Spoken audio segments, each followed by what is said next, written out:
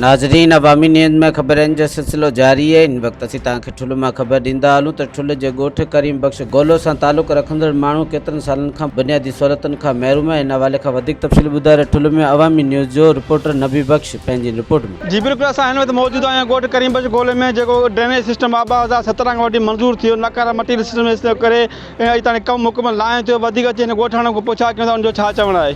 2017 खां वठी जेको खूह लॻो आहे उन चयो था साल में जेको आहे त कमु मुकमल कंदासीं। 2021 थी वियो आहे साईं। हिते अचनि था डॉक्टर सोराब खे 4-5 दफ़ा हिते माण्हू मोकिले था। अॼु सुभाणे अचनि था, 5 ॾींहं 6 ॾींहं अचनि था, ठीक ॾिसी हलिया था वञनि। ठेकेदार खां मां हक़ मिली था आयो, उन जे लाइ असां परेशान आहियूं। जेको महिरबानी करे ॻोल्हे जो असांखे कोई बि असां वटि हिते फैसिलिटी कोन्हे का। ड्रेनेज जो पाणी घरनि में माण्हुनि में हे मुंहिंजी जॻह हितां ॾिसो, उहा जॻह में 50 फुट पाणी। मुंहिंजा ॿारड़ा जेको आहे रोड ते सुता पिया आहिनि। MP साहिब जी जॾहिं इलेक्शन थींदी आहे असां फ़ोटू सीने ते हणी करे दिलि ते नारा कूकड़ा हणंदा आहियूं। आख़िरनि में टायरनि हेठों बि पाण खे साड़ींदा आहियूं त डॉक्टर सोराब अचे। असांखे रिलीफ त कोन थो ॾिए कोई बि। न कंहिंखे हिते ॻोठ जा नवां जवान तबिका पढ़िया वेठा आहिनि, न कंहिंखे उन्हनि जे लाइ रिलीफ आहे, न को ॻोठ वारनि जो रिलीफ आहे, न को रोड आहे, न का सड़क, न को गैस, का बि कोन्हे का फैसिलिटी। ज़ोइब ख़ान उथंदो आहे, असां उन लाइ बि सिर कुर्बान कंदा आहियूं। असां असुल ॻोठ ई 50 साल जा वोट ॾींदड़ आहियूं। असांखे को त रिलीफ मिले ई। डॉक्टर सोराब ख़ान जा असां हितां जी उहो असां नारा कुकड़ा हणंदा आहियूं। वर्षे असांखे को बि फैसिलिटी कोन्हे।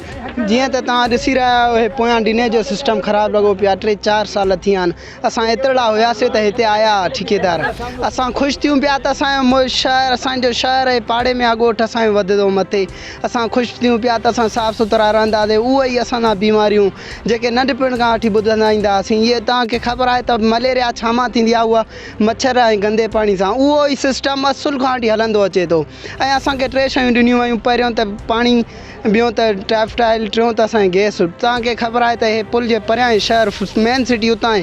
हे कहिड़ो 100 फुट जो बि मीटर जो बि मुफ़ासिलो आहे, जिते असांखे गैस जी तमामु घणी तंगी थिए थी। असां काठियूं वठी ईअं थकी पिया आहियूं।